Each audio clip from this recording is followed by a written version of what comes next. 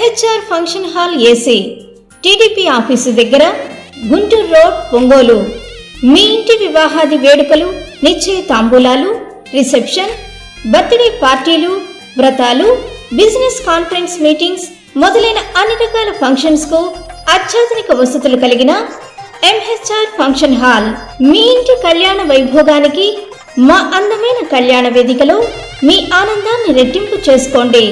మా ప్రత్యేకతలు: సువిశాలమైన కళ్యాణ వేదిక, కిచెన్ మరియు డైనింగ్ హాల్, సువిశాలమైన పార్కింగ్ మరియు జనరేటర్ సౌకర్యం కలదు.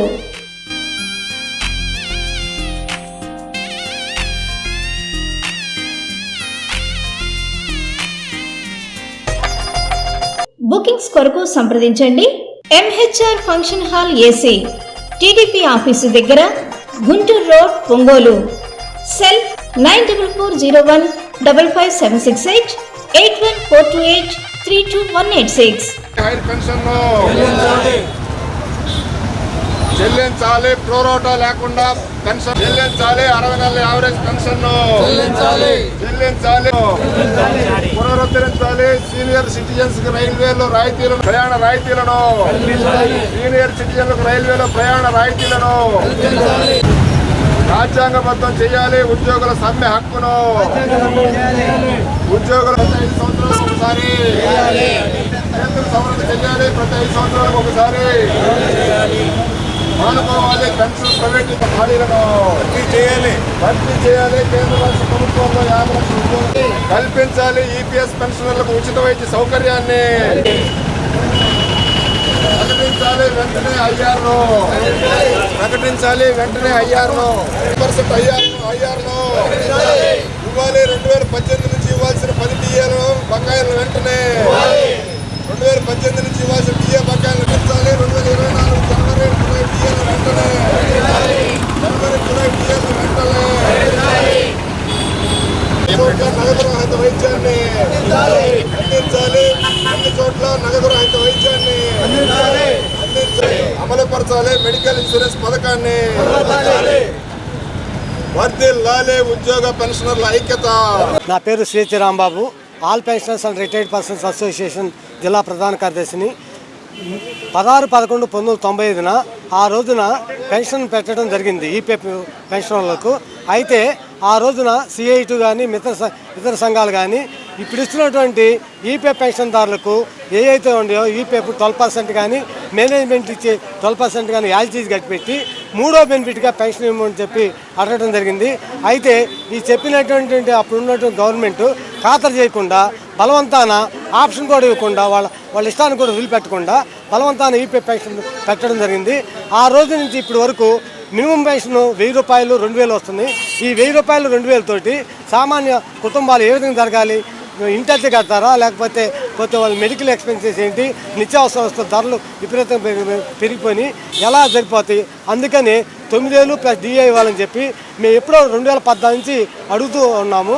అయితే అప్పుడు బీజేపీ గవర్నమెంట్ అధికారంలో వచ్చే ముందు మినిమం పెన్షన్ 3000 రూపాయలు చేస్తామని చెప్పి 2014లో హామీ ఇవ్వడం జరిగింది. కానీ ఈ రోజు వరకు కూడా ఆ హామీని నిలబెట్టుకోలేదు. అదేవిధంగా హయ్యర్ పెన్షన్ను అమలు చేస్తామని చెప్పి సుప్రీంకోర్టు ఇచ్చే తీర్పు ప్రకారంగా కాకుండా ఈపీఎఫ్ వాళ్ళు ఇష్టం వచ్చినట్టుగా ప్రో డేటా ప్రకారంగా ఈపీఎఫ్ హయ్యర్ పెన్షన్ శాంక్షన్ చేస్తున్నారు.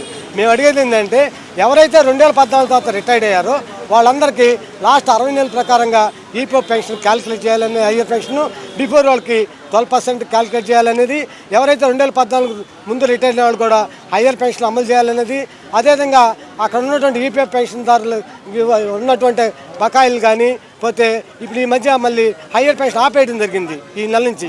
మేము అడిగేది ఏంటంటే అక్కడ ఉన్నటువంటి పెండింగ్ లెటర్లు కానీ పోతే ఇవన్నిటిని వెంటనే క్లియర్ చేయాలని చెప్పి ఈపీఎఫ్ కోరుకుంటున్నాం.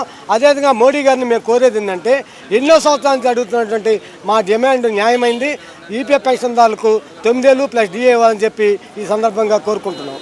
నా పేరు G Sastrayya, all pensioners and retired persons association Prakasam జిల్లా శాఖ అధ్యక్షుడిని.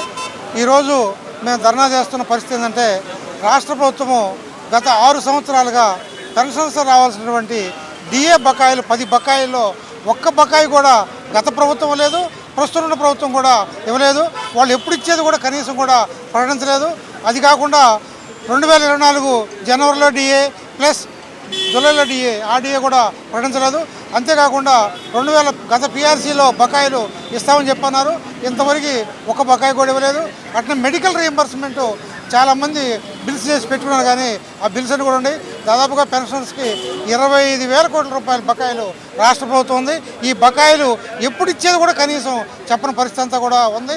అంతేకాకుండా ఇంకా పెన్షన్కి సంబంధించినటువంటి పిఆర్సీ కానీ కొత్త పిఆర్సీ 1/7/2023 నుంచి ఇవ్వాల్సి ఉంది, ఆ పిఆర్సీ ఇవ్వలేదు. పిఆర్సీతో పాటు కనీసం పిఆర్సీ సంవత్సరం నుంచి ఇవ్వాల్సింది ఇవ్వకపోగా ఐఆర్ కూడా ప్రకటించలేదు. కనీసం మొన్నటిదాకా ఐఆర్ ఇవ్వకపోగా పిఆర్సీ కమిషన్ కూడా నియమించలేదు.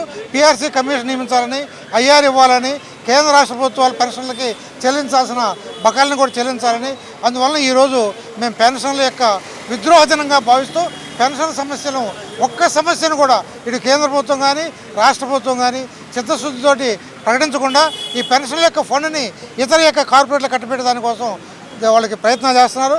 పెన్షన్ ఫండ్ ఉంది, ఆ ఫండ్లో కనీస వేతనం కూడా ఇవ్వకుండా ఉన్నారు. కాబట్టి ఈ విధంగా దుర్మార్గమైన చర్యల్ని మేము ఖండిస్తూ వెంటనే కేంద్ర ప్రభుత్వం కానీ రాష్ట్ర ప్రభుత్వం కానీ ఈ పెన్షన్ల యొక్క సమస్యలను కూడా పరిశీలించాలని చెప్పి కోరుతున్నాం. ఈరోజు పెన్షనర్ల విద్రోహ దినంగా తీసుకొని కార్యక్రమాన్ని చేయడం జరుగుతుంది.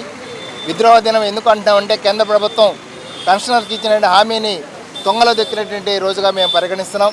ప్రధాన డిమాండు 9,000 పెన్షన్ ఇవ్వాలని చెప్పి కోరుతా ఉన్నాం. ఆ 9,000 పెన్షన్ కూడా 1వ తేదీన అందరికీ చెల్లించాలని చెప్పి కోరుతా ఉన్నాం.